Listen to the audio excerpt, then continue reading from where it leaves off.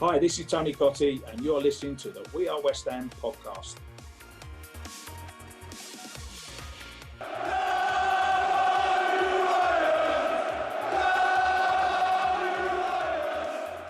You are listening to the We Are West Ham podcast with me, Will Pugh, Tom Edwards and James Jones. And not a great deal has happened since we last spoke. Declan Rice didn't get a game against his old club, the Republic of Ireland, as Darren Randolph did West Ham proud and let in 3 for the Irish at Wembley. And all of that before Kevin De Bruyne kicked Declan in the leg and somehow won a free kick from it. Belgium scored from it in England's 2-0 Nations League defeat. The other goal, of course, also deflected off of Basmati Billy Bonds' leg, or Declan Rice. Thanks to the alternative West Ham commentary for that description of Declan. Yeah, bounced off his leg and went in, but ultimately he's still the best midfielder in the world, possibly in the history of football. So no hard feelings towards Declan. A few other West Ham players have been busy on international duty. Sebastian Haller proving to David Moyes that he can actually score goals, albeit against the defence of Madagascar. I wonder if it was Alex the Lion who plays centre-back for Madagascar, or whether it is actually real players rather than the animals from the cartoon film. James, how are you? I've missed you so much. International break, a little bit dull, aren't they? I'll be quite honest. I got distracted by the Masters on Sunday, watching Dustin Johnson come in to claim his first green jacket. A little bit of a procession, but that was far more gripping. And as soon as I turned over after the ceremony at the end to the England game, we were already 2-0 down. And I thought, you know what? I think 6 hours of sport is quite enough for me today. I'll switch off for this one. Yeah, I feel exactly the same, mate. Before I go on, I just want to wish you a belated happy birthday, mate. I know that was last week. You've seen the note. You've seen my note to remind me to have a go at you both. I didn't know it was your birthday, mate. And I didn't go on social media on the day of your birthday because I had things to do. And it was only the following morning when I booted up Instagram and I saw you, waxing lyrical about the fact you're a year older, and I thought, oh no, he's going to kill me. I haven't said happy birthday. Then I saw you having a little exchange with my wife in the comments, asking where your present is, and I thought, oh, what can I get him? And I haven't been able to get you anything at all. But happy birthday anyway. For those listening, my birthday was on Friday. No happy birthday message from either of the boys. James Jones, who I've known, I would say approximately in excess of 2 years now. We've worked together closely in that time, developed what I thought was a close friendship. And as he's mentioned there, even his wife took the time out to wish me happy birthday. Nothing from Edwards, although I wouldn't expect any less. I'm just surprised and pleased that he's turned up. Happy birthday to my dad, mate. Yeah, absolutely disgraceful, lads. I didn't want to start off on a negative note, but I was absolutely heartbroken. Do you know what it is? When it's my birthday, I tell everyone it's my birthday, just to make sure everyone knows it's my birthday. Whereas you're the type of guy that's kind of like, oh no, I don't want to fuss, and that's why it kind of it passed me and Tom by a little bit because you're so reserved. Yeah. Don't want any attention. Didn't see it coming. We didn't see it coming. Before we know it, it's been and gone, and we're like, oh no, he didn't say anything. Oh, that's a shame. And then how many days before it's awkward until you get on here? You don't want to send the 3 day after birthday message, do you? So I thought it was awkward the following morning. I saw it. I went, exactly. Now. Well, it's certainly awkward now, isn't it? But it makes for good listening for everyone, doesn't it? So that's why I've left it until now. 5 days later after my birthday. Blame the Royal Mail, my card's in the post, mate. Absolutely disgraceful. I'll tell you what we'll do, just to make up for it, I'm going to wish you happy birthday for next year now. So happy birthday for next. It's your 30th next year, isn't it? So happy 30th birthday, mate. 30 years old next year, Jonesy. 29 last Friday the 13th. But well, luckily for you two, all the other people in my life close to me and care about me and love me, which I thought you two were. Luckily, they all remembered to wish me a happy birthday, sent me a few messages and lots of gifts. So thanks to them, but not thank you to either of you two. You are right though, Jonesy. I'm not a massive look, everyone, it's my birthday. That those sort of people, and I'm pretty sure you are one of those, James, who on the 6 o'clock on the morning of their birthday posts something on Instagram, pretends it's innocent when it's blatantly just saying they might as well write the words in capital letters. Everyone, it's my birthday. Wish me happy birthday right now. Yeah. I'm not That's one of me. those people. That's it. No, little photo at the end of the day, just to say thanks to everyone who sent gifts and love. I'm glad you two both ignored it actually, because you sent neither of those things. So yeah.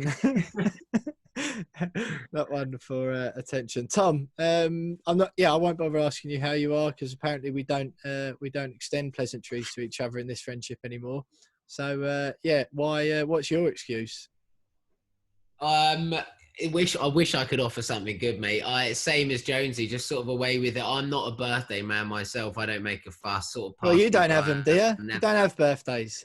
No, I can't even remember my birthday, mate. So it just goes on. The whole year goes round, and I just keep plodding on, mate. But no, apologies for that. It was same as Jonesy. I woke up and I saw that, and I thought, do I message or do I? I don't know what to do at that stage. I'm sorry, pal.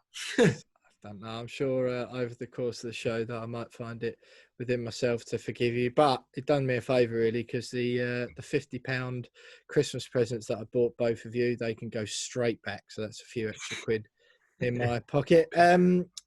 Lads, talk about football. I suppose I will find it within my heart at some point to forgive you. But first of all, is an international break. We'll just let everyone know, as usual, what is coming up on tonight's show. There's some big headlines of the week that we'll cover. A lot of it revolves around the international football. The big one coming out tonight. The entire Ukrainian squad has been placed in quarantine, which includes Andriy Yarmolenko, who has in fact tested positive for coronavirus. Their Nations League game with Switzerland was abandoned by UEFA as a result. That one from Football.London, Sam Inkersole, friend of the show, West Ham correspondent, Football London, revealing that news on Twitter earlier on. Angelo Bonner will cover whether he'll be in contention to play on Sunday and whether Michail Antonio as well. We'll do a little injury roundup as well as an international roundup. We'll cover Vladimir Suchek. We're still not sure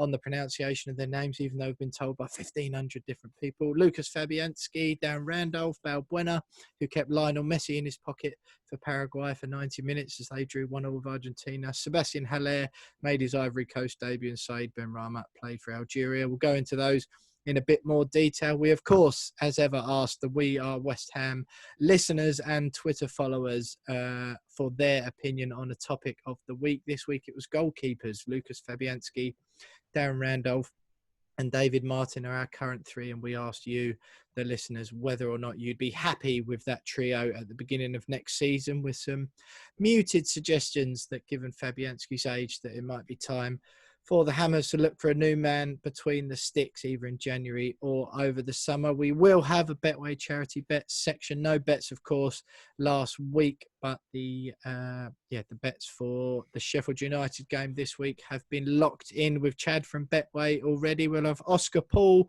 Northern football correspondent for the Sun newspaper, to look ahead to the Sheffield United game at Bramall Lane on Sunday afternoon. Name that game is, of course, back. I am the Quizmaster. A tight one last week, just a 1-0 victory from me. Still leaves James Jones out in the lead, but I'm only a point above Tom Edwards at the bottom. We've got Kathryn, Batte, for Daily Mail sports journalist and WSL expert, to help us wrap up the show with the West Ham women's segment. As always, the girls unfortunately losing 1-0 at home to Brighton in the WSL on Sunday, which leaves them a little bit adrift, but they've got a chance to bounce back straight away in the League Cup tomorrow night at Charlton. We will, of course, wrap up with the fantasy football update, which will be a brief one this week, as there's been no games, but it's a busy one as ever. Lads, James, I will go to you first. It's a case of I was trying to think which one of you I had the ump with more, but as your wife made the effort to reach out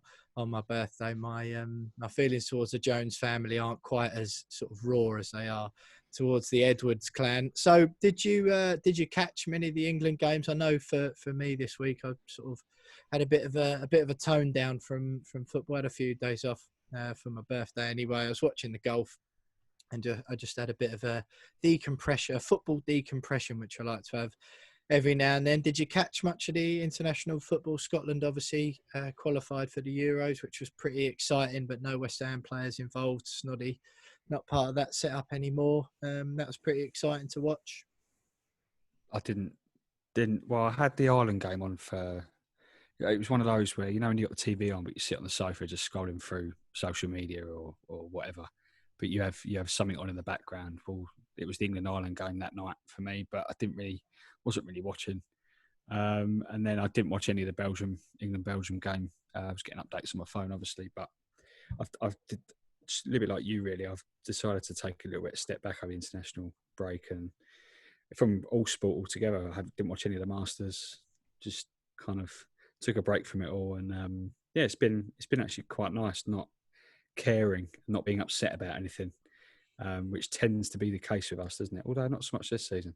I wish I'd had that feeling of not caring or particularly being upset about anything. But anyway, enough about that. Apparently, you took a step back from took a step back from sport and your friendship responsibilities. But whatever. Tom, did you catch much of the international football? Sadly, lads, I did. I'm too simple. I wouldn't know what to do without football. So if it's Slovakia, Armenia, I'm in. But text your friends on their birthday. Maybe you could do that. Sorry. Exactly. Go on, don't even know how to text, mate. That's the issue. But yeah, mate. I managed to catch the England-Belgium game, the one Rice started. If Rice doesn't start for England, I struggle to watch it. I can't get behind the international team the same way I can for West Ham for one reason or another. But Rice playing on the other day, it was good. It was good. England were actually quite impressive for large parts. I know the scoreline doesn't suggest that, but watching Jack Grealish, he's someone who could make England interesting and worthwhile watching and actually give us a shout. It showed a lot of character. Rice was brilliant in the midfield. Another game, 12 caps now. He's 21. Really impressive from him. He's a key cog in that midfield. Henderson got hooked at half-time. Shows that where Rice is sort of in the pecking order for England, and rightly so, because we see it week in, week out that he probably is England's best player in that position. So managed to catch enough, but roll on this weekend because it's so boring. It really is. Yeah, roll on the return of the Premier League. Yeah, the closest I got to the international football really over the last week or so was I actually got the new the England shirt, this season's home England shirt, for my birthday from my girlfriend.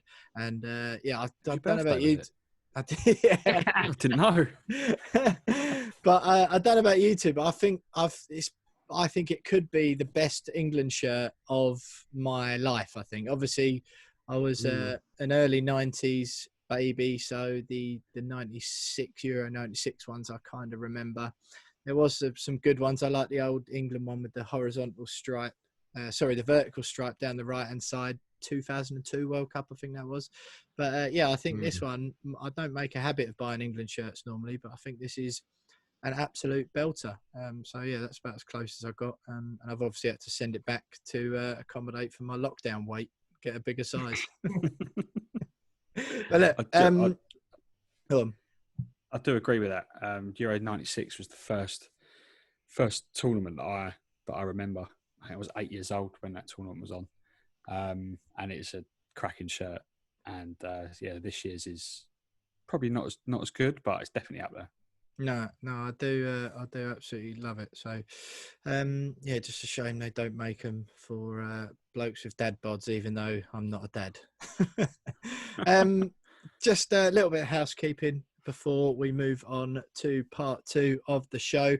Just a hello to all of our listeners, new and old. We hope lockdown is treating you okay. If you're living in England, 17 days into it, just a few more, couple of weeks to go till the beginning of December when it stops. And I've got some overseas listeners. Special shout out to those. Had a lot of you getting in touch over recent weeks from Australia, New Zealand, Canada, and the States. And we know there's more of you listening much further afield in parts of Asia and Northern Europe. It's great to hear from all of you when you do. So a quick shout out, and I hope whatever the restrictions are like in your part of the world at the moment, that you're doing okay. And a special shout out to Michael Wood and a few of the other listeners who got in touch in the week asking how to leave a review, because we'd always do ask you to do that, and a few of you got in touch asking how. And I'll just let you know, actually, I didn't realise this, Jonesy, but you can't actually rate or review podcasts on Spotify. I feel like after 100,000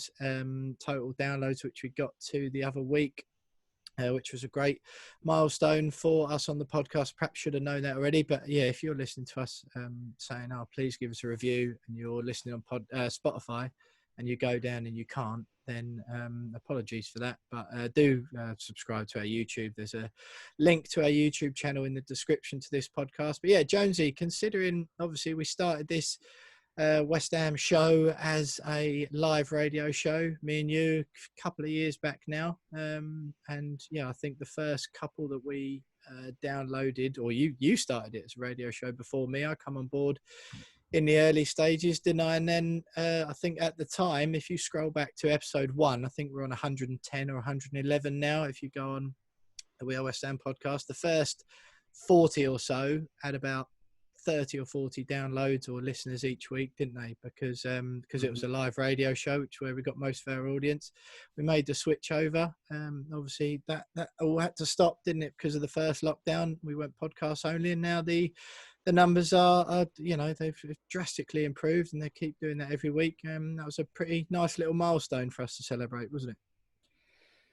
Yeah, it kind of crept up on us. I was looking at the analytics last week and noticed that we were getting very, very close to 100k, and knew that obviously within hours of last week's episode going live, we would have hit it. So I was desperately refreshing the page after we launched just to see the big 100k come up. And it's been a journey up to now, but it's getting bigger, and obviously those weekly downloads and weekly subscribers are going up. So yeah, if everyone's enjoying it, which the numbers suggest that they are, then make sure you tell your friends and family as well, because we've got we're getting bigger, and we've got a lot of plans for it in the future. Absolutely, yeah. It's always that's probably the best way, isn't it? We jabber on, or I certainly do, in the housekeeping section at the beginning of the show about giving us a review. We would appreciate that. Follow us on Twitter, of course, at @WeAre_West Ham. The YouTube channel link, like I mentioned, is in the description to this pod. So if you like listening and watching, or you'd prefer to watch us instead of listen, you can see the tears trickling down my face after the birthday snub from the lads at the beginning of the show. So click on that if you want to. And like we say, if you can leave us a 5-star review and a rating on whatever platform, follow, subscribe, all of that, we love it. But yeah, just tell your mates about it as well. There's plenty of people not on Twitter. If I ask my dad to share something on Twitter, or give us a rating or review on a podcast platform, after explaining to him what a podcast is and what a podcast platform is, he would I'd then have to go through the same rigmarole with Twitter. So share the podcast if you can. Send a link to anyone you think might like to listen to us jabbering around. But that's enough of the housekeeping for now, but stay with us, because we'll cover all of the headlines of the week, and we'll have a West Ham international roundup.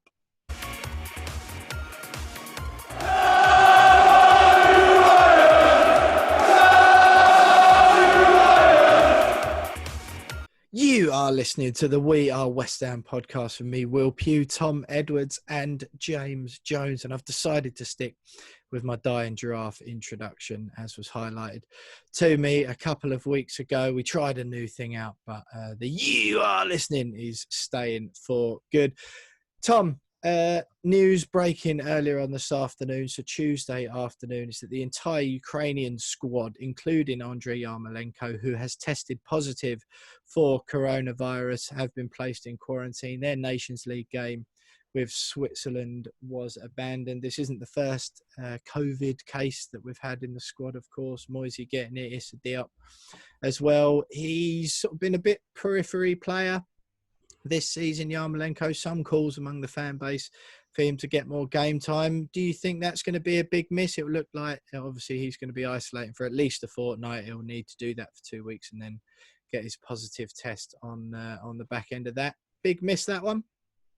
I think, luckily enough for us, the place we're probably strongest at the minute in terms of competition is that front three. And you've got Fornals, Bowen, Ben Rama, who are the three all ahead of Yarmolenko now since Ben Rama's come in, and they're all fit. They're all ready to go. Ben Rama's had another good international break, got assist last night for Mahrez, looked sharp, played 90 minutes. And then you've got Fornals, who's always going to run and be there and do what he does best each week. And then I don't think Yarmolenko is going to be that much of a miss. He deserves more minutes this season. He's the type of player who can unlock defences when they drop deeper, and Sheffield United may well do that at points on the weekend. But we haven't seen enough of him this season anyway to say there's anything to miss. So for me, it's one of those which is a shame, and hope he comes back quickly because at least he does make the squad a better squad. There's no doubt about that. But I'm not too sure it's going to make much of an impact on the weekend or for the foreseeable future.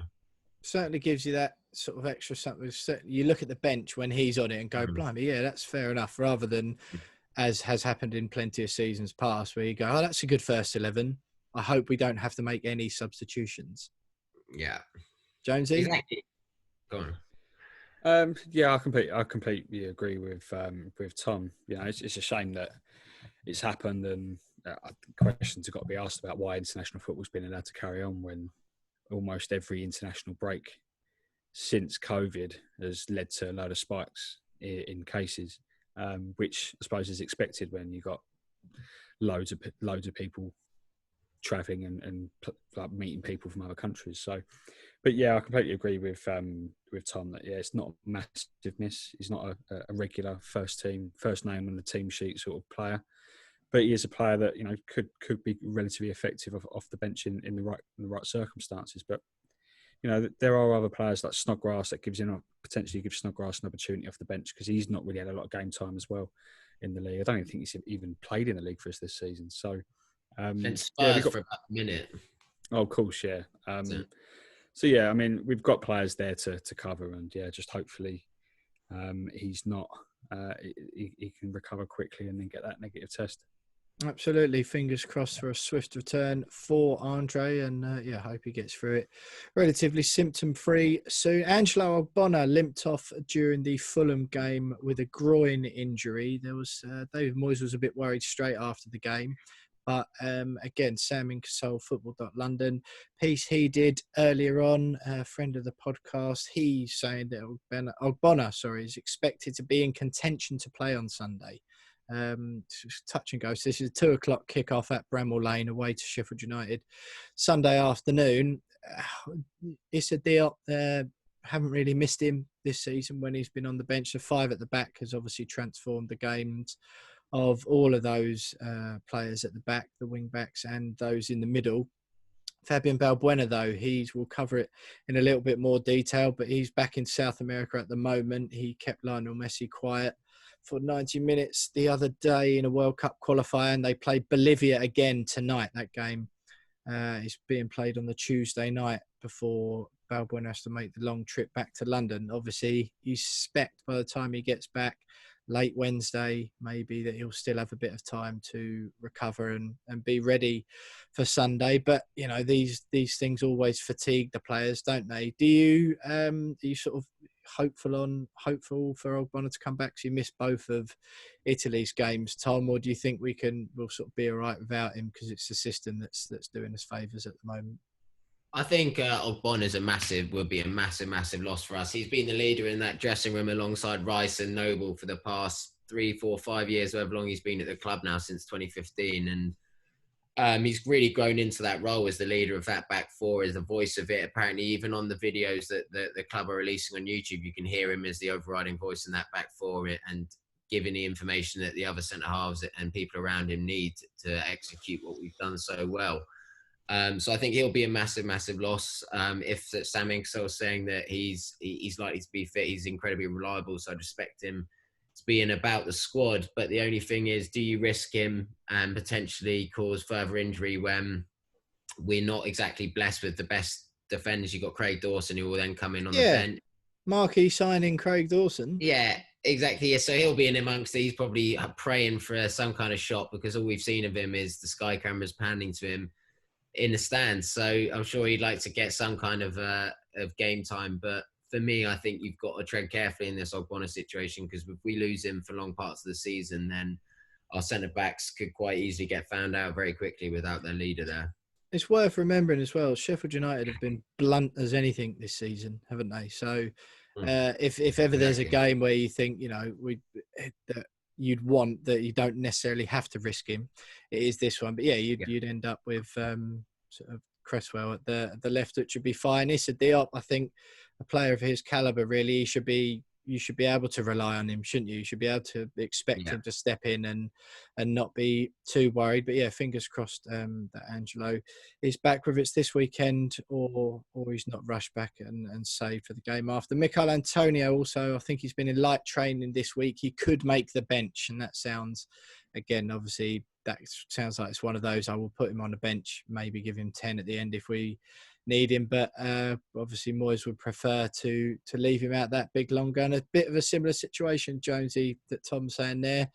Do you really want to risk him? You don't want to rush him back, really, do you? No, Ogbonna and Antonio don't really want to rush back. Yeah, I think probably Antonio, there's a little bit more, potentially a bit more urgency to it, given that Haller hasn't really done what Antonio's been able to do in that. Banging him in against Madagascar, mate. Well, yeah, if we were playing Madagascar at the weekend, I wouldn't mind so much, but we're not. But yeah, I think if he's going to rush anyone back, it has to be Antonio out of those two. But I still think, give it another week. I think the international break came at the right time for us in terms of those two injuries. But I don't know. I think we're not in a position to have to take risks like that. I don't think with team selection. We've over the last 6 weeks, we've done enough in those first 6 weeks of the season to just allow ourselves a little bit of breathing space when it comes to those sort of decisions. And I wouldn't be that annoyed even if they're both past as supposedly fit to play, that they were just given another week or two just to get back 100% and without the risks of relapsing. Yeah, absolutely. I mean, Sheffield United, you'd hope we're able to get a result against them, sort of regardless of lineup, wouldn't you? They haven't played particularly well at all this season. Lads, internationals this week, just a quick roundup in case no one is sure exactly who's gone where. Kufal and Souček played as Czech Republic beat Israel 1-0 in the Nations League. Kufal actually got the assist for the winner just 7 minutes into the game. Neither of them played. They had a friendly Czech Republic against Germany a few days before, but both of them were rested for that, obviously. Prime players in that Czech Republic 11. Lucas Fabianski was an unused sub for Poland. Dan Randolph, as we've mentioned already, has played 90 minutes in both of Ireland's games, but not getting a look in at West Ham at the moment. That was the 3-0 defeat to England and then a 1-0 defeat to Wales. Fabian Balbuena, Paraguay drew 1-1 with Argentina. It was a World Cup qualifier as well, so a serious game. And all I keep reading everywhere is kept Lionel Messi in his pocket. I mean, I think, Tom, you would all agree that if you wanted to pick one central defender in the world of football to go up against Lionel Messi, most of us would pick Fabian Balbuena, would we not? I don't think you can look past him. He's got the exact skill set you want to match up against a quite quick, nimble, most talented footballer ever, arguably. Mate, he's got it all. He's got it all, Fabian. But in a real... Speaking truthfully, it's a good performance to come away from that. It can only give you confidence. And he's not had the best of time with Paraguay. He got sent off in the Copa America, the round they went out. I think he probably not the most loved bloke out there in those parts after that. But to come out there and give a good performance against the greatest player to ever play the game is only going to build him up for the upcoming weeks. So good on him. Let's not get into the Cristiano Ronaldo, Lionel Messi debate now. But as I say, Paraguay playing Bolivia again tonight, which will obviously be a bit of an easier game. But I think just on Balbuena, Jonesy, quickly, I think we've given him some credit on this show, but he's done all right this year, isn't he? Obviously, 4 million quid we paid for him. He had a really good first season, dropped off again, but then you do get what you pay for, and he stepped up to the plate again this season. Yeah, he's been brilliant. Obviously, he's been quite fortunate in that he was only really in the team at the beginning because Diop got COVID. But then since Diop's recovered, he's done so well. He's been able to keep his place, Balbuena. So fully deserved of the plaudits. And as you said, he has dropped off. But a lot of people probably would have been comparing him to the likes of Ogbonna and Diop, who, when Balbuena's not been in a team, it's because those two have been absolutely superb. But he's had to do a lot. He's had to, stay focused and really take his chance when he gets it. And he definitely has. He's been one of our best players this season for me. I think he's been superb. Yeah, getting a decent run of games as well at the moment, which is nice. Sebastian Haller, Tom, made the perfect start to his international career. I was a bit surprised to see him opt for the Ivory Coast. I believe, obviously, he was born in France, and I believe I think it's his mother who's from the Ivory Coast, and he's opted to play international football for them. He scored on his debut versus Madagascar in again Africa Cup of Nations qualifying game. They've got a double header against them, so he's playing against Madagascar again tonight. So that's Tuesday night. We've done it to death, I think, the Haller conversation, haven't we? But to see him scoring international goals, it can't do us any harm, can it?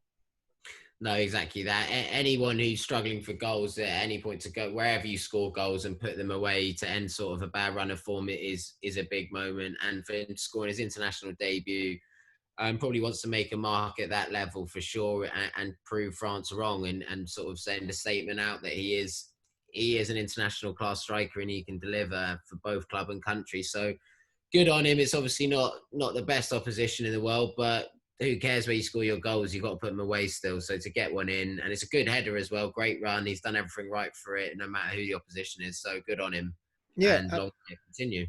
Absolutely. The last one, Said Benrahma, set up Riyad Mahrez for an absolute peach for Algeria in their, again, Africa Cup of Nations qualifier against Zimbabwe. If you haven't seen it already, go and have a look on YouTube or wherever you find it. The ball from Benrahma is nice, a nice little crossfield ball, but the touch from Riyad Mahrez before he turns a couple of defenders inside out and then smashing it in the bottom corner is something to behold. So do look that one up on Twitter or YouTube. Said Benrahma against Zimbabwe for Algeria, of course. James, finally we throw to, or I will throw to you for the We Are West Ham poll, as we do every week. We ask the listeners what they thought. We've mentioned Fabianski there, an unused sub for Poland. Dan Randolph is still number one goalkeeper for Ireland. And there's been some murmurings in the West Ham Twitter sphere or the West Ham world recently, suggesting that perhaps it's time to start looking for a new goalkeeper. Lucas Fabianski getting on a bit. Randolph obviously only joined recently. David Martin, the number 3, who will forever be a hero for his performance away at Chelsea last season when we won 1-0.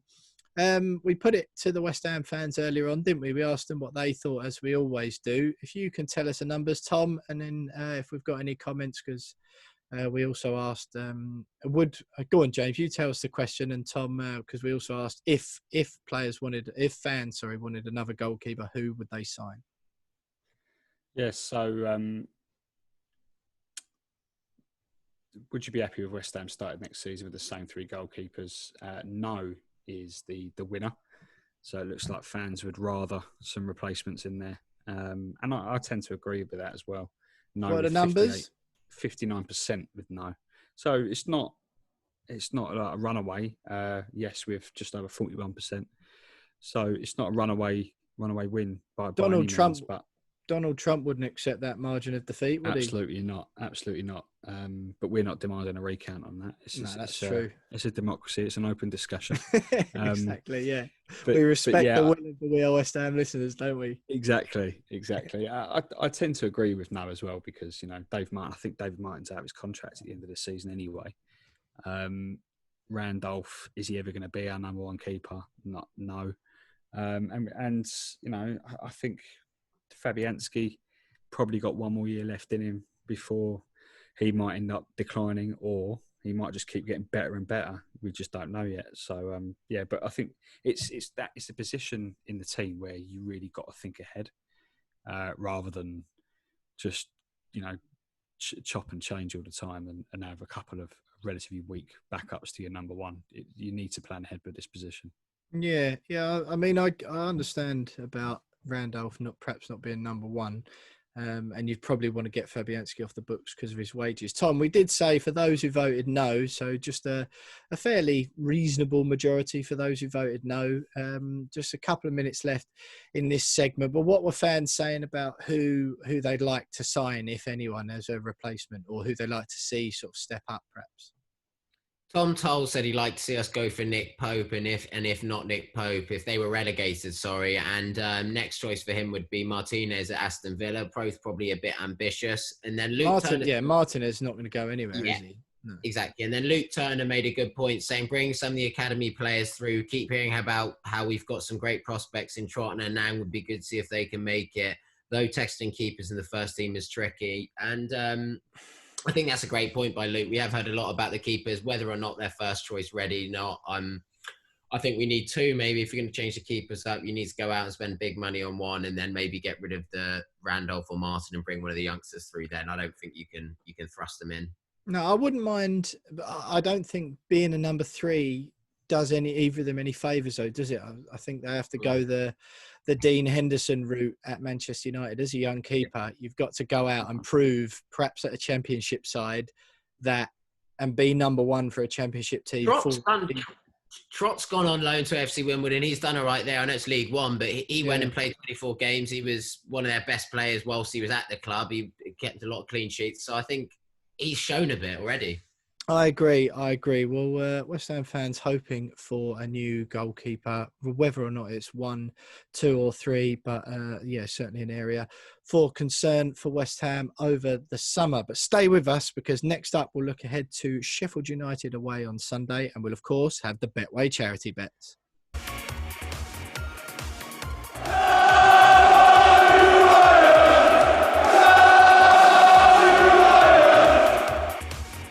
So the We Are West Ham listeners saying that we need a new goalkeeper at some point before the start of next season. I'm not really certain. I don't think it's fair to necessarily cast Fabianski out in the wilderness just yet. And I don't really think, to be quite frank, that having Darren Randolph as number 2 is any bad thing either. Still a fairly decent international standard goalkeeper for Ireland, and Fabianski's showing nothing to me at the moment to suggest that his age is going to hamper him at all. The David Martin thing, I'm really not sure how much that number 3 position really affects it, but it would be good to get those 2 young lads, Nathan Trott and Nang, out on loan, hopefully, because it would be nice to have a homegrown goalkeeper again. Certainly, as Jonesy says, important to look ahead and plan ahead between the sticks. But enough about that. Back to the football at hand. No more looking ahead, or no more looking too far ahead. Anyway, only as far as Sunday afternoon, 2:00, Bramall Lane. Sheffield United away is West Ham's next opponent. And of course, as ever, the Betway charity bets are back. No bets last week. A little bit unfortunate not to win any money the week before against Fulham. We all backed West Ham wins for the first time this season. But unfortunately, we were expecting a little bit more than a scrappy 1-0. This week, lads, want to get that ball rolling again on the old financial side of things. For those of you who may be new to the podcast, me, James and Tom are, thanks to a partnership we've got with Betway, are raising some money for 3 West Ham related charities. Betway are giving us £50 each per week to put on a bet selection of our choice, and any winnings from those bets goes to the charities that we're playing for. I'm playing for the Bobby Moore Fund. James Jones is playing for the DT38 Dylan Tombides Foundation, and Tom for Isla Caton's fight against neuroblastoma. We've got a few £100 in the bin already. Betway have kindly agreed to double whatever we win at the end of the season, so it's going all right so far, but it's gone a bit stale the last few weeks. We haven't put any money on the board for a while. I've gone a little bit more cautious this week, I'd say. I just one of those, not too bothered about big odds. I just want some money to start rolling in again. But Tom, we'll start with you. What's your pick for the Sheffield United away game this week for your Betway charity bet? Like you said there, Will, it's just about getting money on the table for me, particularly as well as trying to get that first win under the belt. So taking a little bit of time over it this week. I've gone over 8.5 corners. Both teams like getting it wide, so I presume that hopefully will happen. Bowen to score anytime. Just fancy him to end that duck. It's a few games now. I fancy him to get on the end of it. And over 2.5 cards. It's always a bit of a scrappy game between us and them now, especially with everything that's happened. So I fancy a bit of needle in the game, and fingers crossed I get this one over the line. It's about time now. Yeah, that's I like that. I think the Jared Bowen thing, probably one of those iffy ones that could go either way. Had a few peppered Fulham's goal, didn't he, in the first half? The last time out in the Premier League, he's had the international break where he'll be one of the fresher ones in the squad. And yeah, I fancy a few cards this week as well. Jonesy, I like the look of your bet when you sent that through on the WhatsApp group earlier. If I was feeling more brave, I would definitely have gone on along those lines. So what have you gone for? Yeah, well, I mean, I've been trying to get a player to score in as many bets as possible, and I've gone for Bowen a few times this season, like Tom has this week. But I've decided to go for Fornals to score any time this week. I don't feel as though he scores enough for the position that he plays, but he's well overdue a goal. I know he scored earlier in the season at Anfield and Leicester, but he's overdue a goal again, and I think he just looks a lot more likely to score this season than he did last. And I fancy it. He's scored in 2 away games this season, obviously away again this week. So backing him again, more than 1.5 goals. I think the way the season's going, there's been goals, isn't there? And I fancy that trend to continue. And I've gone for a penalty to be awarded. So many penalties this season. And this season will forever be known as the year of the penalty, won't it? So I'm backing another penalty involving West Ham and Sheffield United this weekend. Yeah, that was. I think I backed the penalty to be awarded in the Liverpool game, and indeed it was. I know what you mean. The only thing I don't like about this weekend, Sheffield United have not been good going forward this season, have they? So my selection reflects that. Just so everyone knows, by the way, you can actually go on the Betway website or app later on in the week. It'll probably be around Friday for a Sunday game. And place these selections. So you go to the Bet Your Way, Build Your Own Bet section of the Betway website or app, and it's under pre-built bets. And if you go down there, you'll find the We Are West Ham bets. Mine, James's and Tom's name will be on there. So if you like the sound of what we're saying, you can go onto the Betway app and back the selections that me and the boys have had. But mine this week is West Ham double chance. So win or draw, that is West Ham win or a draw, less than 3.5 total goals in the game and 1 booking for each team. It sounds a bit cagey. I don't think there'll be loads of goals in the game. I think Sheffield United are going to struggle, and I've got a horrible feeling West Ham might struggle, a la Fulham with Sebastian Haller up front. It's going to be a bit of a grim watch. And hopefully a little bit of needle in it as well. Well, fingers crossed we can pull some money in for the charities this week. And next up, to let us know whether he thinks we've got half a chance or not, is Oscar Paul, Northern football correspondent for the Sun newspaper, covers Sheffield United on his travels most of the time. So he'll be with us next.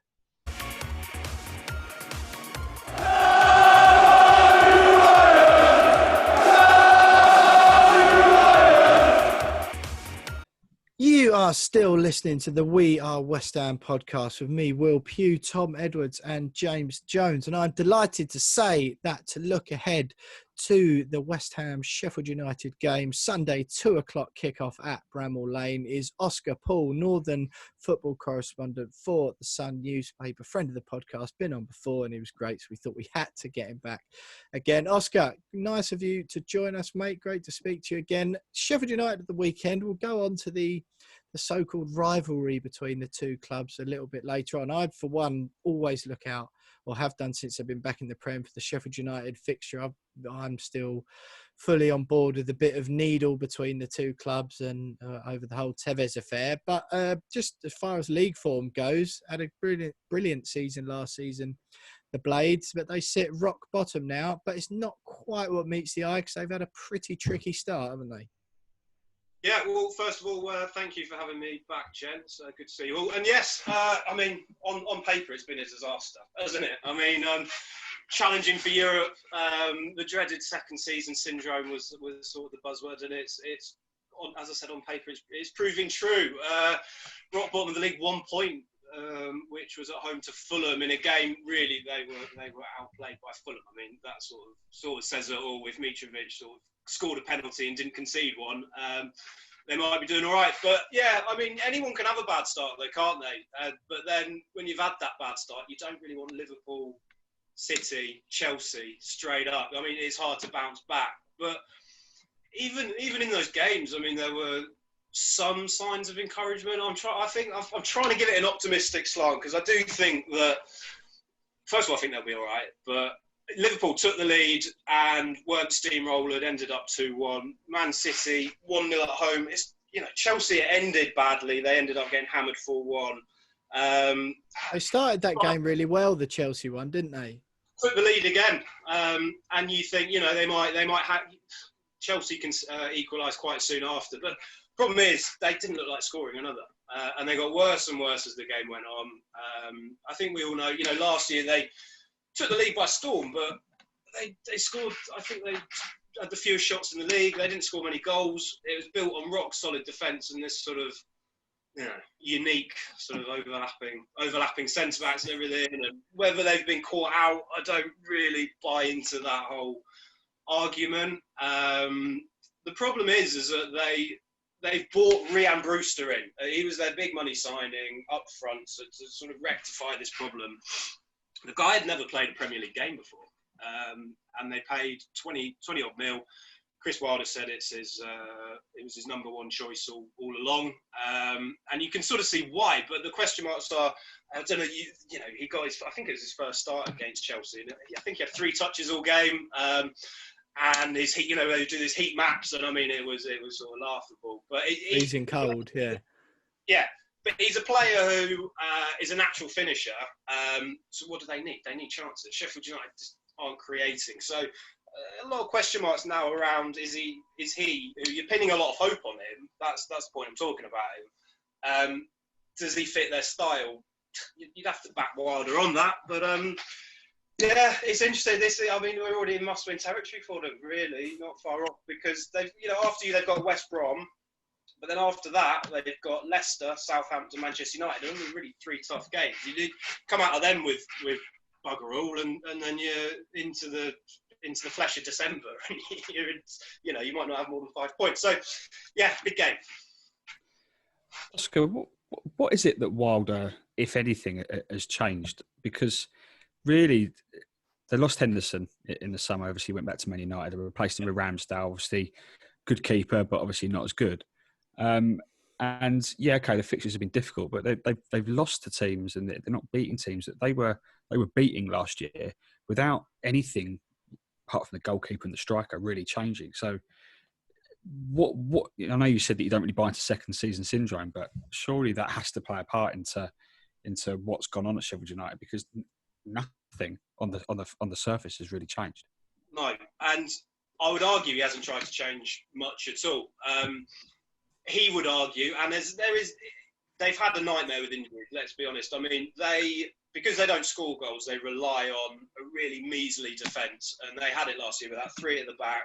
Henderson, they've lost Henderson, they've lost Jack O'Connell, who was a stalwart last year, and the sort of what kept them going was this consistency throughout the team, consistency in selection, consistency in performance, and now they're leaking sloppy goals, which really was their bread and butter.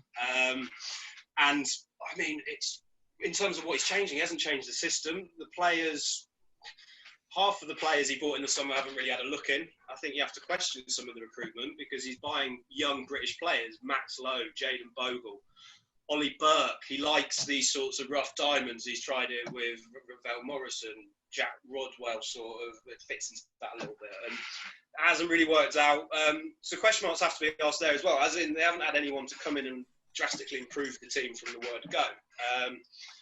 But I think missing John Fleck is another one who's been out, and these are big players for Sheffield United. They were huge in getting them up, huge in their last season, and it's massive for a team in a small, close-knit squad to lose those players when the replacements aren't quite up to it. I think it's big for a club like Sheffield United, to be honest. Yeah. Oscar, another one of those who's supposedly doubtful for the game this weekend is Sander Berge. And what I've seen of him is a really, really talented player. I was a bit wary first 2 months I watched, and then since then he's been unbelievable. And in terms of a big money signing, how do you think he's done for the club long term, and what do you think you're going to miss from him in the weekend if he's not going to play, and is he going to play? Yeah, well, first, it's an interesting one, isn't it? In terms of why he's not going to play. I don't know. There's some dispute between Norway and I don't. The club aren't commenting on it at the moment, so we'll find out over the next couple of days. But I think he's been their best player of the season, arguably their only bright spark. Record signing, came in, took him a while. I think he's admitted it recently. It took him a while to get up to speed. We hear it the whole time, don't we? But this season, he's really sort of dragged them along a little bit from midfield. He's playing a little bit higher. The problem is that he's too good for Sheffield United now. It's almost getting to that stage where he's now excelling in a team who are struggling, and he's going to have suitors, I think. And he's played in the Champions League before. He's spoken about he wouldn't want to get back to that, and he's not going to do it with Sheffield United. Let's be honest. And he's young, and his value would have only increased. But in answer to your question, he's adapted. It's taken him time, but he's now. I think he's a top 6 midfielder, really. I do. I think he's as you said, he stood out in a team which maybe it's quite easy to stand out in that team at the moment. Oscar, just to like the actual style of the game as such. Me and the lads, we're raising money for some West Ham charities this season through a partnership we have with Betway, and we have a bet on the upcoming game each week, and any winnings we win from it go towards the West Ham charities that we're playing for. I think me and the boys have gone pretty similar this week. I've gone West Ham or draw, less than 3.5 total goals in the game, and a booking for each team. Jonesy's gone with some bookings as well. Tom has gone with some bookings as well, and James has said that he thinks a penalty is going to be awarded. I think it seems from those that we're all going for kind of a bit of a scrappy affair with a bit of needle and a few hard challenges, but a low scorer. Is that the sort of thing you can see coming, or how do you see the game playing out? Well, Sheffield United aren't going to score many goals, so I think that's a good starting point. First, they scored 2. They scored 4 goals all season. 2 of them were penalties. Low scoring, yeah. It depends how many you got. If you can turn up, really. I mean, if you can turn up, then you could get over 2.5 goals. But I can't disagree with that, really. I mean, it's pointing towards that, isn't it? Scrappy, 1-0. I don't know. After watch every Bruce to probably stick it in the top corner. Yeah. Now you've said it, lads. Just quickly, while we've got Oscar on, we'll get his thoughts on it as sort of an independent outsider in a minute. But Tom, what do you make of the rivalry as such between the two clubs? Because to be quite honest, I quite enjoy it. I still quite like it was a massive rivalry that season, which is probably one of my favourite seasons of supporting West Ham, was going home and away on that Great Escape season. And for a few seasons around that, we'd always tussling at the bottom of the league, and it was a bit needly and it was a bit horrible.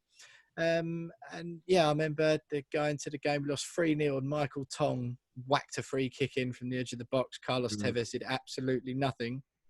Obviously, it all blew up with the Tevez-Mascherano saga. They went down, even though, they could have won. They had opportunity to stay up. They were well safe, or as good as, with 9 games running, and they threw it away and blamed us for it.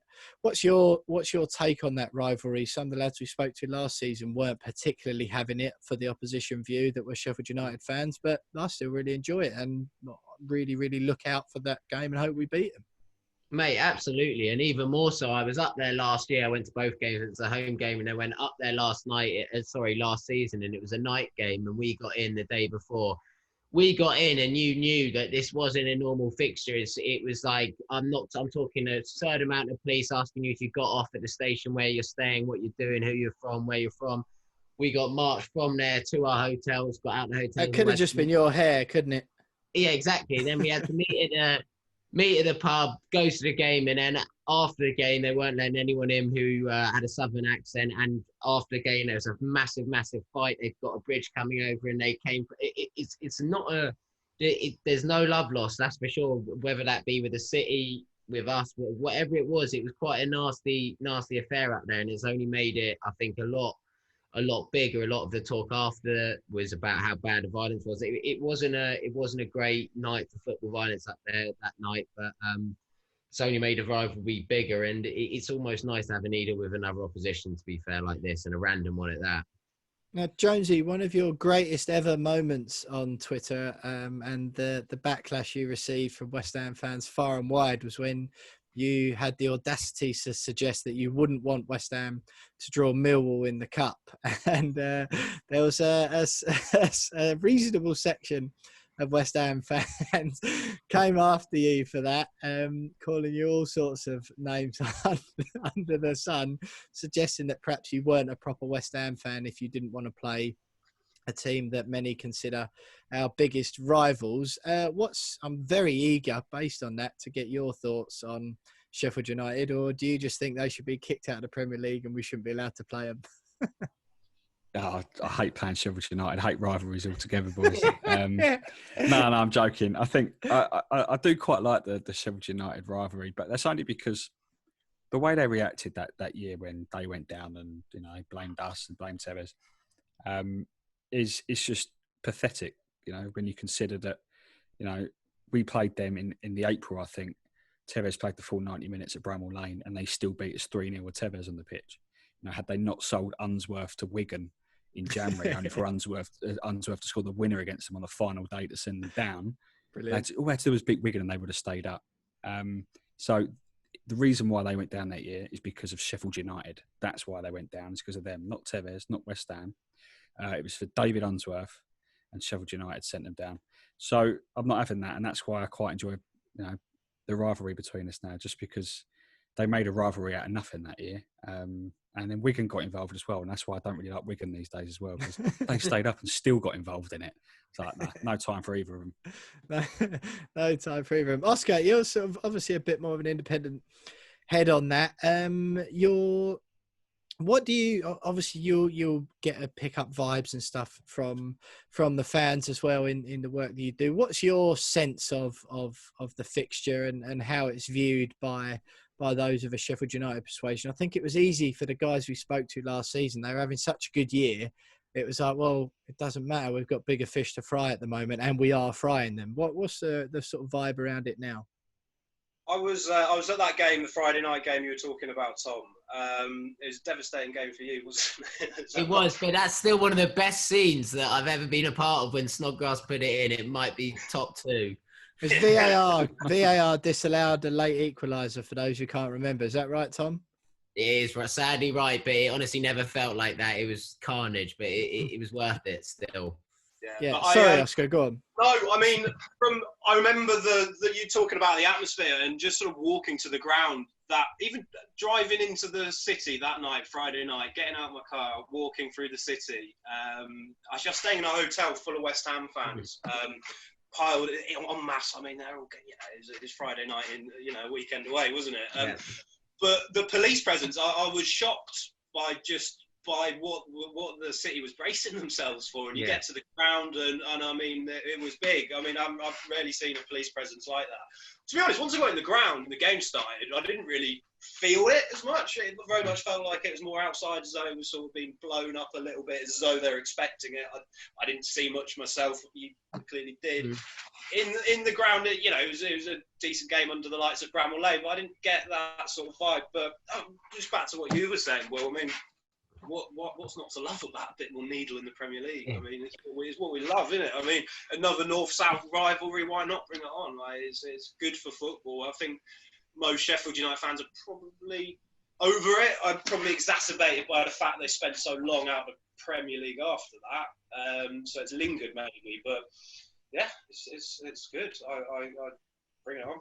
Yeah, I totally agree. And it's obviously not one of those games like when we play Tottenham or Arsenal or Chelsea where we'd either be watching, we might have mates who support one of those teams and you text afterwards, whatever the result is. It's not really one of those rivalries, is it? It's purely based on what has happened in the past. I don't know about you two, but I certainly haven't got any Sheffield United mates that I'd be onto after the game or that would be onto me if they win. But Oscar, thanks very much for joining us. We do appreciate it. Before we let you go, just give us a quick score prediction for Sunday afternoon's game.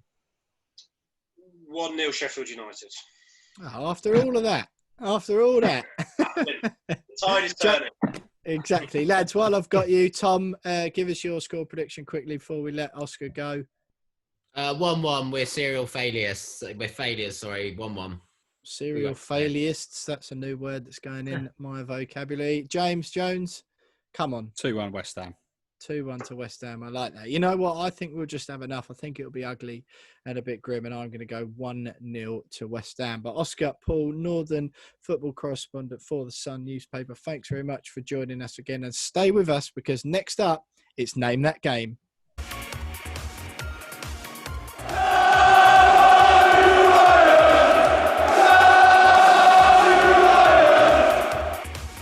So that was Oscar Paul there, Northern football correspondent for The Sun, giving us the Sheffield United opposition view. Oscar, perhaps playing down the rivalry between the two clubs slightly, but one thing that all four of us are agreed on is that it's going to be a bit of a scrappy, low-scoring game at the weekend. So obviously, bring on the 4-all. We can all see that one coming on the horizon, can't we? But one more competition that has hotted up in recent weeks is, of course, Name That Game. Each week, a quizmaster, who is me this week, picks a West Ham match from history, collates 7 necessary pieces of information, and the other 2 players, which tonight is Tom and James, get 1 point for each one of the pieces of information they can guess before the quizmaster gives them away. So the 7 pieces of information are an obscure fact about the game, the scoreline only, 1 opposition goal scorer if there were any, 1 West Ham goal scorer if there were any, the stadium in which it was played, West Ham's opponent, and the season. And if the scores are drawn after those 7, then the tiebreak is the exact year that the game took place. Jonesy, you seem to have been on 16 for about 10 weeks running somehow. Me and Tom have notched a couple of ugly points up over the last few weeks. Tom did Leeds away, Ravel Morrison's debut last week, which was a belter, but me and you drawing a blank for most of it until I nipped in and got 1 point with the season in the very last piece of information. The scores at the moment is Tom Edwards bottom of the leaderboard with 10, James Jones out in front on 16, and Will Pugh me on 11 points. I'm, of course, the quizmaster this week, so cannot get any points on the board. Jonesy, have you got an explanation behind this 16? I might have to listen back to a few episodes and see if there's been a scoring error at some stage. I mean, I know that the first 2 or 3 are kind of comprehensive victories, I think it was. And then I think last week was the first time I've been beaten. Might be wrong on that, so don't hold me to it. But and last week was a little bit tight, wasn't it? So, yeah, I'm eager to hit 20 this week. I fancy myself to hit the big 2-0. But we'll see. Will West Ham hit 100,000 downloads. James Jones hits 20 points on Name That Game. What a momentous week that would be for you. William Pugh hits 29 years of age, but no one notices that, so don't worry about it. Right, let's get straight into Name That Game. Thomas, are you ready? Ready, mate. Come on. James Jones, are you ready? I'm ready. Excellent. Right. Well, the first thing is for me to flap over the page on my notepad so Knee Review can see. And I'm going to let you know that obscure piece of information number 1, and this, lads, will test how much attention you pay to previous podcasts. The obscure piece of information for this game is that I sat in a box with Tony Cottee and watched this game.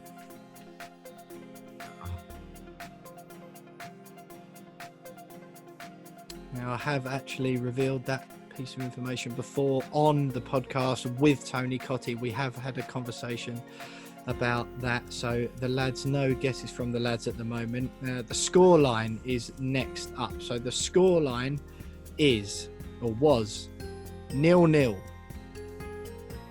Now, lads, normally the next piece of information I would need from you is 1 opposition goal scorer if there were any. Now, of course, the scoreline was 0-0. So I'm going to offer you 1 point if you can name either the opposition manager or one of the 2 players who also played for West Ham in their careers who started for the opposition that night. Oh, Steve Bruce. It is not Steve Bruce. Tom, James Jones, it throws to you for an opportunity to guess at either of those. See, I remember you having that conversation with Tony Cottee, and I'll always remember it because he had no idea it had ever happened. No, absolutely no clue who I was. Which was funny. But the actual game escapes me. And it 0-0. You've just given a slight clue that it was a night game. But I can't remember a 0-0 on a night game. Okay, no problem at all. So you even going to take a stab in the dark at the opposition manager or one of the two players who also played for West Ham in their careers who started? No, can't, Tom. You're out. You've had your guess for this round. I'm going to go opposition manager, Tony Pugh. That is incorrect. So the next one would normally be one West Ham goal scorer if there are any, but I need to give you both an opportunity to win a point. So this time I'm going to offer up 1 point if you can name the West Ham manager on the day. Ooh. Either of you can guess first. Pellegrini. Pellegrini is incorrect. It throws to James Jones the chance to win the first point of Name That Game this evening. The scoreline was 0-0. I sat in a box with Tony Cottee. The lads couldn't get the opposition manager or the two players who also played for West Ham in their career who started the opposition that night. But 1 point up for grabs, James, if you can name me the West Ham manager on the night. Sam Allardyce. It's 1-0 to James Jones. Sam Allardyce is the correct answer. Absolutely huge. Tom Edwards, it throws to you for the stadium in which it was played. Upton Park.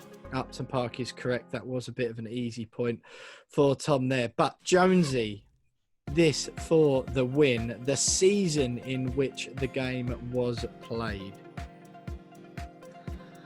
Sam Allardyce. I'm going to 14-15. 2014-15 is incorrect. Tom Edwards, a chance for the steal right at the death after getting the easy low-hanging fruit with Upton Park. You've got a chance to steal it. Well, this will put you ahead of me on the overall leaderboard if you get this one. So the season in which the game was played, please, Tom. 2012-2013. James is grinning. That is wrong. It's incorrect. It's going to go to a tiebreaker. The correct season was 2011-12 was the season. Right, and I'm really, really, really sorry. This is awful Quizmaster ability from me there. I've skipped one of the clues or pieces of information out. After stadium, James Jones, you were supposed to have a guess at the opponent. It's still fair because you both got the season wrong. But James Jones, the opponent, please. 0-0 draw that season. Who did we draw 0-0 with that season? I'm going to say... no, I think them. Dun. Oh, I know it. Bristol City. Oh, he's got it. James Jones. Lovely stuff. Bristol City 0-0 at home on a Tuesday night, Tuesday the 1st of November 2011. I had an argument in the box with Tony Cottee about Papa Bouba Diop. Sam Allardyce had been getting pelters in the press in the weeks previous for his style of play, and then he decides to bring on Papa Bouba Diop in place of Freddie Sears in the 76th minute when West Ham were drawing 0-0 at home with the bottom of the league side. I also remember that game because those were the days where I used to go to West Ham with our season tickets in the East Stand Upper. It'd be me, my dad, my granddad and my cousin. And my cousin had gone to France on holiday with some of his friends for that week. And he decided that it would be a good idea, inadvertently. He took the season tickets with him. One of us usually held on to all the cards, and then we met up at the game the next week. He took all 4 season tickets with him. So it was just me, my dad and my granddad. And my sister had come along in my cousin's place. We noticed that none of us had the season tickets in the car on the way. So I quickly got on the phone, managed to get me and my granddad into a box with my cousin, luckily, who had a couple of spares. Bristol City at home on a Tuesday night. Funnily enough, no one was particularly bothered about going to that game in November. My dad had to shell out 46 quid, and I still remember it because of the exact amount. It still goes on about it today. 46 quid for an adult's ticket in the Dr. Martens Upper. I think he only paid about a fiver for my sister, who was young at the time. And about 50 notes out of his own pocket because my cousin had taken the season cards to France with him, and then it was the grimmest, coldest 0-0 you've ever seen in your whole entire life. It was an absolutely rank game. But I must apologise for my for getting the order of the clues incorrect then, whether or not. Do you think you would have got that, Jonesy? I think it could have been a different situation if I'd have got it in the right order. Yeah, because by then I was able to think of the year. So yeah, it kind of worked in my favour a little bit, I will admit. Were you at that one? But I was at that one. I remember it more for after we left the ground and we were walking back to Upton Park Station, and out of nowhere, about 20 Bristol City fans come out of nowhere on Green Street and started fronting up against just a load of people outside the chicken shop. Remember the chicken shop just opposite the ground or opposite the little school?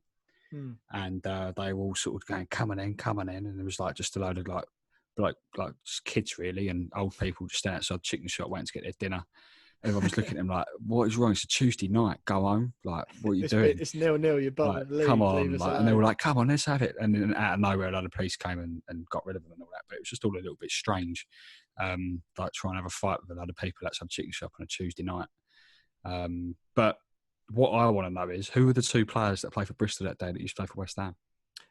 David James was in goal for Bristol City. Was he really? Yeah, I didn't know that either. And Tom, you get a bonus point if you can guess the player up front, as I nosed up the order of the quiz. Oh, up front for Bristol City. Oh, that's a tough one. I'm not even sure if I can really muster a that era. When was it? What was the year? 2012. 11-12. Yeah, centre forward, playing for Bristol City that night. Jonesy, you're not getting any points for it, but you know it was. Now I've said it was a striker. The only person that's Maynard before he came to us. I was about to say Nicky Maynard. There you go. Yeah, before he came to us. Yeah. Yeah. It was Nicky. Bit of a trick question that one then. Well, yeah. I made sure the wording was correct. Who also played for West Ham in their careers was the wording. Nice. No, it's nice to have. These things don't escape me, but bit of a grim game, that one. But James Jones, you go on to 18 points in the name that game leaderboard, and Tom, as I nosed up the clues, then I will give you 2 for Nicky Maynard at the end. So bit of a 2-2 draw between the lads. I think it would have been a draw anyway if I'd got the flipping questions in the right order, but that leaves the scores at James on 18, Tom on 12 and me on 11. Next week it is James Jones in the Quizmasters hot seat. Lads, decent one that tonight. I've enjoyed reminiscing on those championship games after Tom picked Leeds away last week. Jonesy, you're in the hot seat next week. You'll have to change it up a bit. I think if we get another draw in the championship game, it'll start to get a bit boring for everyone at home. But stay with us, because next up we've got Kathryn Batte, journalist from the Daily Mail and WSL expert, joining us to talk all things West Ham women.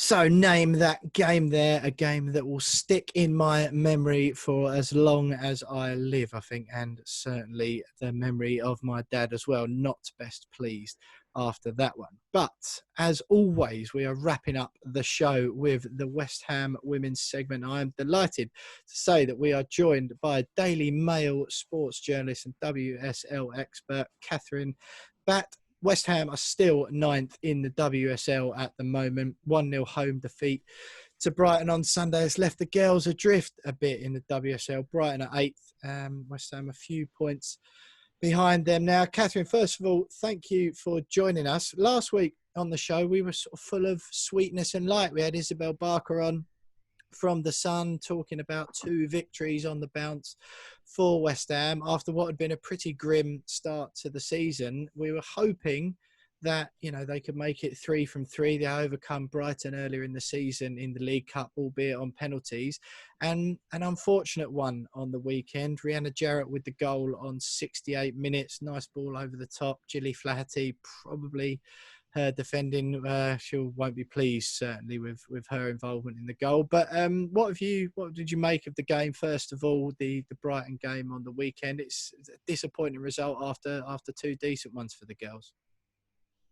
Yeah, it's almost kind of like one step forward, 2 steps back this season for West Ham. And I think Matt Beard, I saw his interview after the game, and he was quite frustrated at the chances that they missed in the first half. I think he said they could have had the game kind of won in the first 45 minutes, but didn't quite take their chances. And it's just been a frustrating one for West Ham this season. They've just struggled to kind of build momentum. It's like I say, it's they win 1 game and then they sort of lose 2, and it's not been an easy start for them.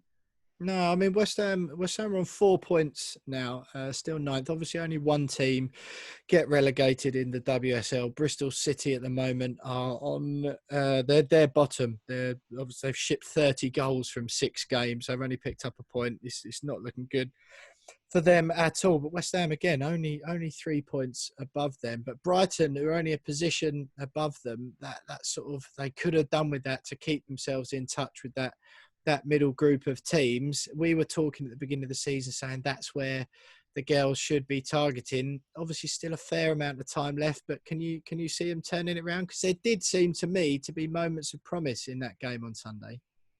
Yeah, I think so. I mean, when you look at the squad, there's a lot of good players in there. You think of Kenza Daly and Rachel Daly obviously coming in on loan. Martha Thomas, I think she needs a goal to just kind of really kick her season on, because she's kind of struggled to. I don't think she scored in the league yet this season. She missed 2 huge chances as well, didn't she, on Sunday? Yeah, I mean, she is a quality striker. I think it's just a confidence thing. When I was watching the documentary a few months ago, actually, it was she came across and she really struck me as like a player that scores goals when she's confident, and when she's not, is when she kind of struggles and going through a bit of a bad spell at the minute. But there is kind of 2 leagues in WSL at the minute. You've got the top kind of 5, and then you say the middle section, and then the bottom sort of 2 and 3. West Ham should really be aiming for kind of just outside that top 5. I think they've got the players to do it. It's just a case of getting a bit of winning momentum, and hopefully that starts in the cup tomorrow. Kathryn, where does Matt Beard and the club go from here, really? Because we've been saying for the last few weeks, or a good month ago, maybe they might be forced into making a change because they were struggling for form. But then a couple of cup wins, get the first league win under their belt, and then suddenly last week we're like, actually they've turned a corner, and then another defeat with a load of missed chances. And as you mentioned before, Matt Beard called it frustrating, another frustrating game. And it strikes to me, and probably a lot of other people looking from the outside in, that there's definitely a confidence thing going on. You mentioned confidence up front, but can Matt Beard get that out of them, or is it going to need a change sooner rather than later for West Ham to avoid a potential relegation scrap? Yeah, it's a difficult one, because I don't think there are any managers out there that would be available and sort of ready to come into the club that could get more out of those players that are there. I think he has the backing of the squad, going off kind of Gilly Flaherty's comments in that documentary. And it's just a case of sometimes I think you get into a bit of a rut, and Matt's an experienced manager. He should know how to sort of change things around. But it's a case for him himself as well, whether he thinks he's taken the squad as far as he can go. He's been successful before when he's had money to spend. He's spent money at West Ham, but obviously the players he's brought in aren't quite doing it for him at the minute. But I do think he is probably the man at the minute that can turn it around, because, like I say, I don't think there's any managers out there that you would say you could bring them in and could sort of turn things around. But hopefully Matt is the man to do that. Sorry, Tom. Just before I bring you in, Tom, Kathryn, on Matt Beard thing, the situation's, I don't know. I'm not sure if confusing is the right word, but it's intriguing me and getting a little bit frustrating as the weeks go on. His comments after the game was, we missed a few chances, which is frustrating. We should have capitalised, but there's nothing I can do to change that. That sort of, I almost think, well, that is your job. It's your job right there. And a lot of the stuff coming out when on the initial run before those two good wins recently seemed to be of the same sort of line. Well, sort of shrugging it off, going, the players have let me down again, all that sort of thing. And at some point, you've sort of got to stand up and say, well, actually, I might be part of the problem here. And I just wonder, you mentioned about the backing of the players. Do you feel like it might be one of those situations where, fans of West Ham's men's team will perhaps think of a similar thing with Slaven Bilic towards the end of his tenure, where everyone really liked him and he was a really nice bloke. But ultimately, you don't always want your manager to just be your mate or someone you like having around who's a nice bloke. You need someone from a professional standpoint to go and work them hard on the training pitch and give them a few home truths when they're needed and that sort of thing. Do you buy into that at all, or do you think I'm just talking nonsense? Well, I think it might be. It is the type of manager to kind of do that. I mean, he's not scared of hiding his opinion. I mean, when you go to the games, you can definitely hear him on the touchline. I mean, I don't know what it's been like without having fans at games recently, because I can imagine his voice you can probably hear him in the next village, but he is, someone that really can kind of give his players a hard time if they're not performing. So it's a tricky one. I guess maybe he is doing that and maybe it's not working. Maybe the players are kind of fed up of that approach. You don't know. I mean, I'd say when you do watch that documentary, sometimes you could see kind of the dressing room was maybe a bit split, and you've maybe got the older style of players who like a shouter and like someone kind of telling them a few home truths, and then maybe some of the younger ones, the more kind of modern players, as you say, or the players that have come in from abroad maybe don't buy into that as much. And I guess it's just a case of maybe he has to change his approach for different players, but.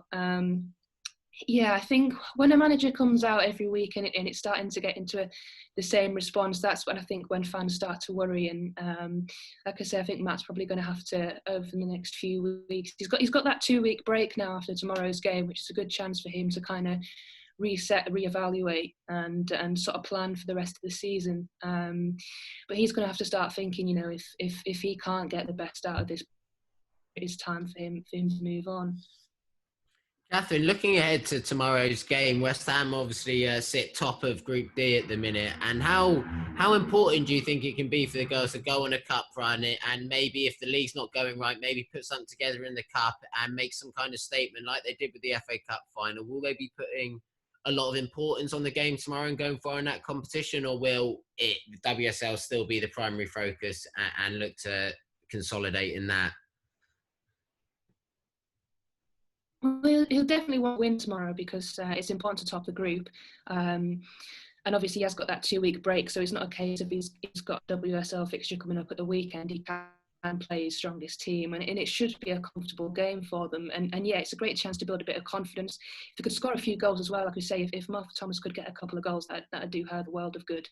But yeah, I think it can be, a distraction perhaps from the league, like you say. I mean, we saw in the FA Cup a few years ago, and just kind of how big that was for the club. Obviously, it coming kind of so early on in Matt's reign, and I think it would obviously be huge to progress in that competition. It will be difficult given the teams that will go through. I don't know how the draw works for the knockout stages, whether it's still kind of regionalised or if it's you can draw anyone, because if you can draw anyone, you kind of want to avoid the likes of Chelsea and Manchester City if they progress from their group.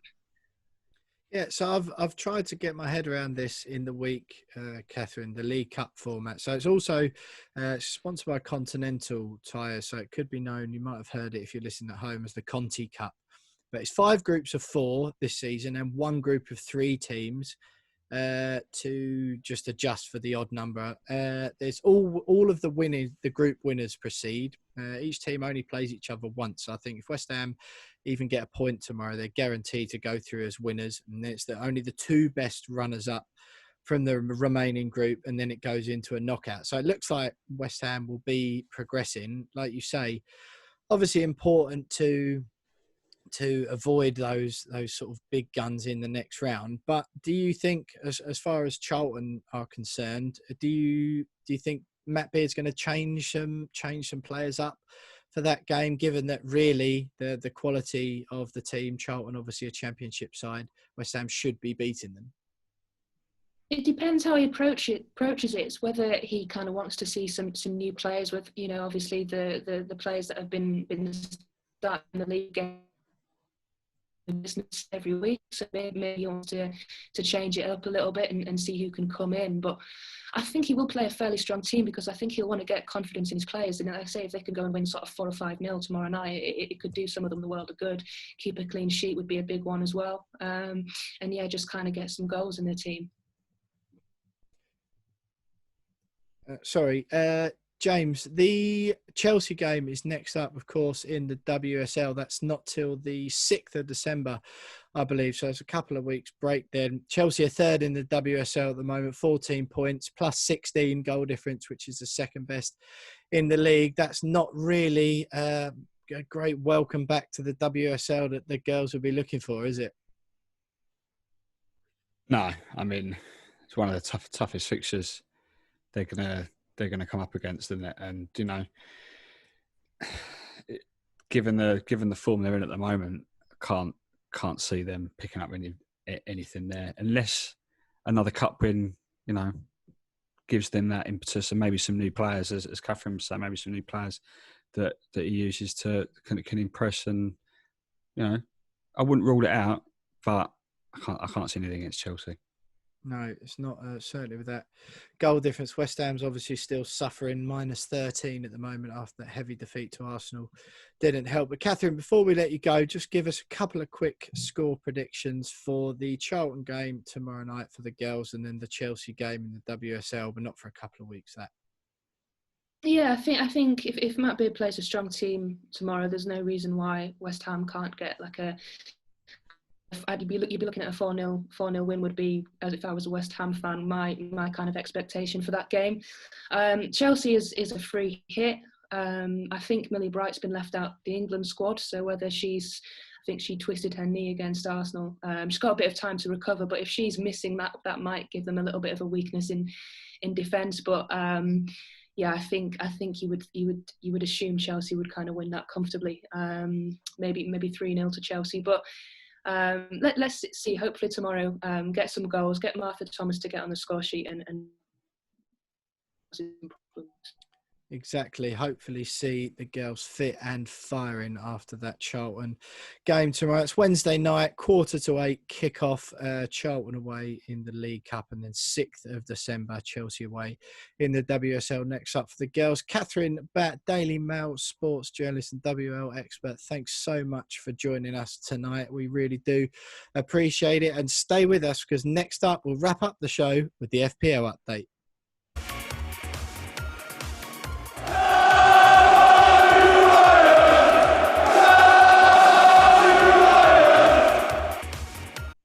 So there you have it. Kathryn Batte, Daily Mail sports journalist and WSL expert, giving us her thoughts on all things West Ham women. Very disappointing result for the girls at the weekend. But I think we said before this run of 2 victories and 1 defeat that, we certainly would have taken 2 wins from those 2 games. Perhaps you'd have swapped the one in the cup to give the girls a bit more hope in the league. But good stuff all the same. Lads, that's it for tonight. Great to have Oscar Paul, Northern correspondent from The Sun, on, as well as Kathryn there from the Daily Mail Talk West Ham Women.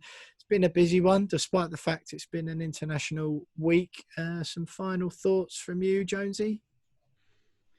Yeah, I mean, I know we were saying it earlier on about the rivalry, but I really, really want to beat Sheffield United at the weekend. And that is nothing to do with the Tevez thing, nothing to do with what happened back then, and they got themselves relegated but blamed us for it. Purely because of last season at Bramall Lane and that goal that was ruled out. Tom, you mentioned it earlier, and the absolute scenes, and for it to be ruled out. Obviously, it weren't Sheffield United's fault. We're not going to start blaming them for something that happened to us. Like Should we sue them for 30 million quid? Yeah, I mean, we should. Yeah, we should. But we won't lower ourselves to their level. But that really, really annoyed me, that decision. Like the whole handball rule. And that would have been allowed this season because they've changed it again, haven't they? So yeah, the whole. I mean, I woke my son up celebrating, who was only, I think, about a month old at the time, for nothing. That annoys me a lot. So I really, really hope we beat them purely because of what happened last year at Bramall Lane. Yeah, fair enough. I totally back that. I really hope we beat them because I just haven't really liked them from that season. And it was one of the funniest things in football ever to see David Unsworth stand up and bang that penalty home to keep Wigan up on the last game of the season. You're definitely right, Jonesy. They threw it away. I really want to beat Sheffield United at the weekend too. Tom, final thoughts from you and what's been another decent show on the We Are West Ham podcast. Yes, as always, mate. Always a pleasure. I'm happy to tuck away another international weekend. They're just a snooze fest. It's a waste of a weekend, especially in lockdown. So bring on Sunday, bring on a Premier League. Does it start on Friday night? Whenever it starts, I can't wait to get settled into that, sort the fantasy team out. But yeah, looking forward to West Ham being back in action, showing a bit, going out and actually beating Sheffield United's side, who got overhyped last year. They played his system. They had a good start and they tucked in, tough side to beat, and no one else was very good last year either. So shut a few people up and put them away, stick some goals in and see how they're on the score sheet, and it'll be a perfect weekend, mate. Absolutely, mate. Absolutely. Just a quick Fantasy Premier League update. Of course, there was no games in the week, so the score's the same as they were on the last podcast. Me out in front on 443, James on 401 at the bottom, and Tom just slightly above Jonesy with 410. Rudy Eagling still holds top spot in the We Are West Ham Fantasy Premier League with 562 points. There's more than in excess of sort of 400 or 500 listeners in that league at the moment. If you want to join, you still can. It's CNY6OU. Follow us on Twitter at @WeAre_West Ham. We're on Instagram as well, and you can watch this show on YouTube. Apologies for last week. The video went up a little bit late. You can blame me for that one, taking Tom's duties off his hands for the week. But that will be up and live middle of the day, Wednesday. If you want to watch this week's show on YouTube, just scroll down to the podcast description and there's a link to our channel there. And that's it for the evening. Thanks to both of our guests that we've had for tonight. Do leave us a review on all your stuff, all the platforms if you like already. And like James said earlier, if not, just tell your friends. That's the bit we like the most. We like new people joining in with the We Are West Ham movement week in, week out. International break is over. The Premier League is back at the weekend. Me and the boys have all backed low scoring, scrappy game at Sheffield United. And we all really, really, really want to put the blades to the sword. Stay with us, everyone. Keep the faith, and we'll see you next week.